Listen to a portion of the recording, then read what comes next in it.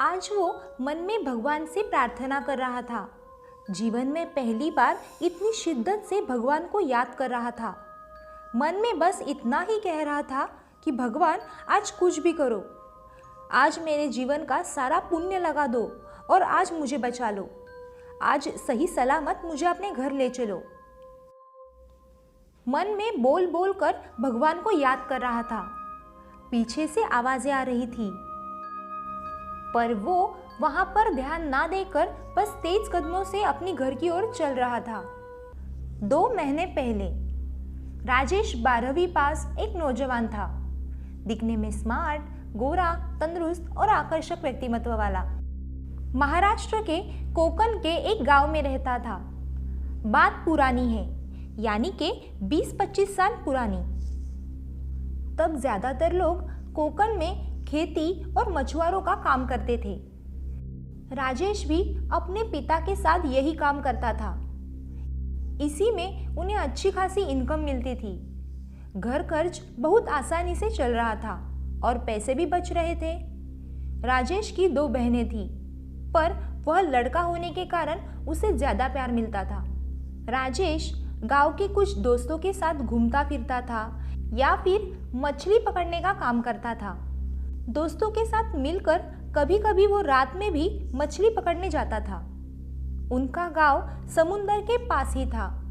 समुंदर के पास वाली जमीन भी कोकणी लोग करते हैं। फसल के पकने पर कटाई के बाद उसी दिन न लाकर थोड़े दिन के बाद फसल का चावल निकाल कर ही घर लाते हैं। पर उस थोड़े फसल की रक्षा के लिए वहां कोई ना कोई रुकता जरूर है।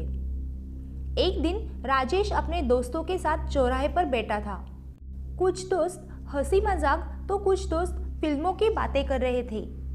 तभी राजेश ने सबको बताया कि उसकी फसल की कल कटाई हो चुकी है और पापा बीमार होने के कारण आज रात उसे रखवाली के लिए खेत पर जाना होगा।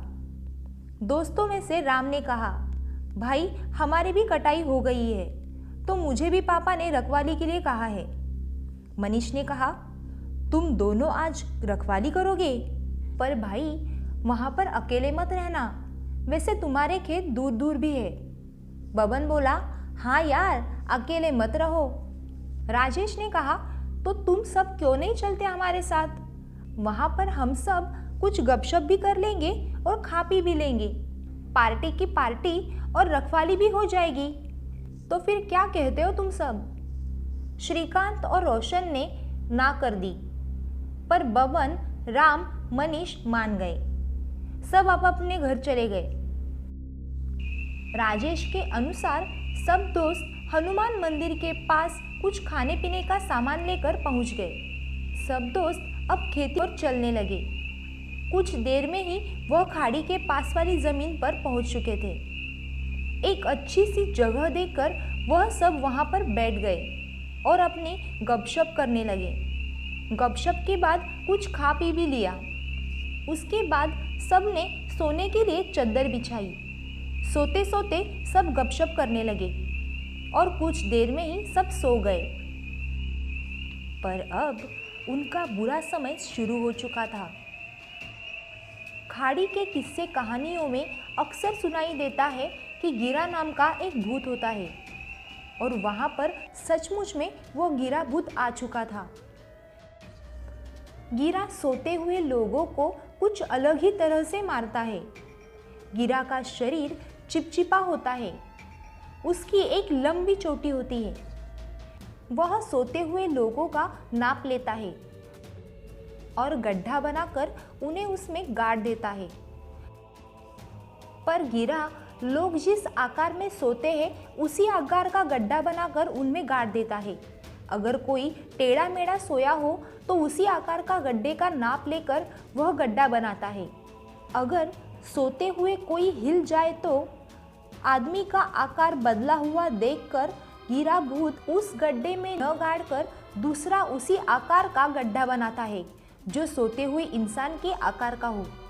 तो गिरा सोते हुए उन 4 दोस्तों के पास आ गया। 4 आदमी देखकर वह बहुत खुश हुआ और गड्ढा बनाने लगा। वैसे वो गिरा कुछ ही मिनटों में गड्ढा बनाता है। पर उसकी छोटी सी आवाज से बबन जाग गया। बबन ने देखा कि उनकी मौत ही उनके लिए सेज सजा रही है। डर के मारे बबन के पसीने छूट गए। दोस्तों को हल्के हल्के उसने जगाया। सब तो जाग चुके थे और देखकर डर गए थे, पर वह गिरा भूत अभी भी गड्ढा बनाने में मग्न था। उसी काम में वो जुटा हुआ था। राम ने हल्के से उन्हें कहा, दोस्तों डरो मत, सुबह होने तक बस अपने शरीर का आकार बदलो, बस, और कुछ मत करना और कुछ बोलना भी मत।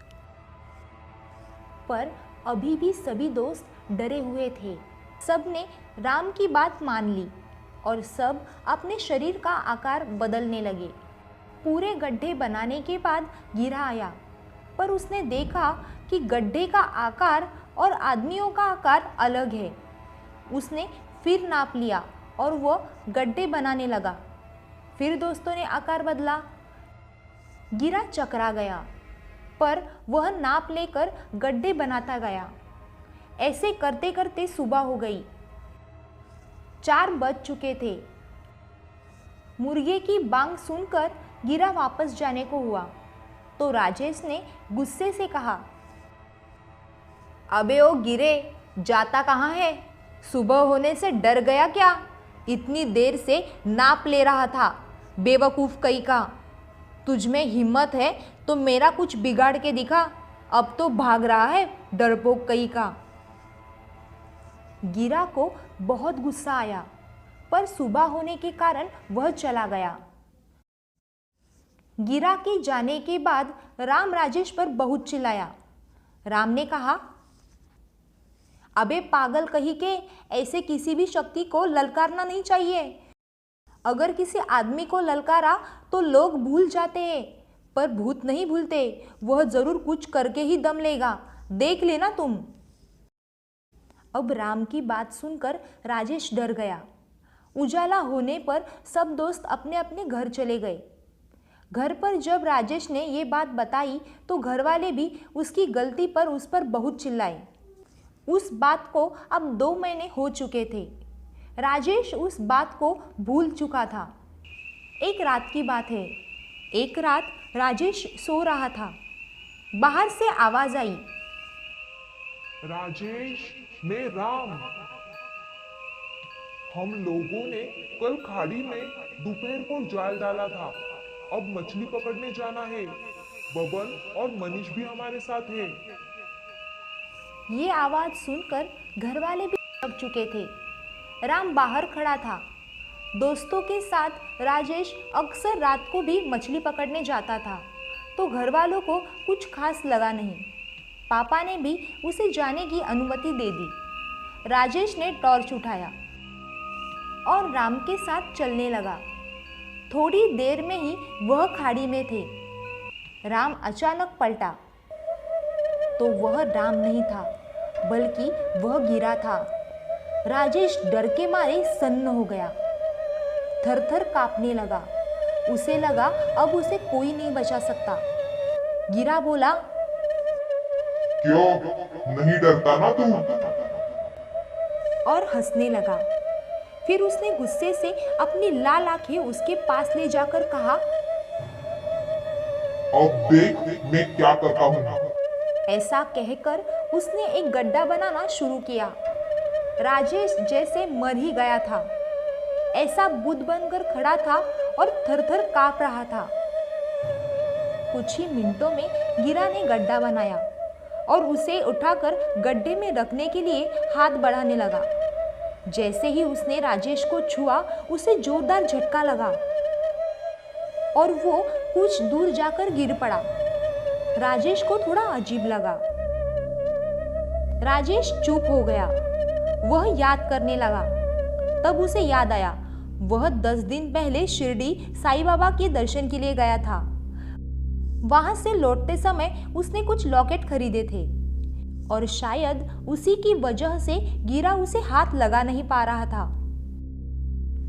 यह सब याद आने के बाद राजेश ने अपने होश संभाले और पलटकर अपने घर की ओर का रास्ता पकड़ लिया।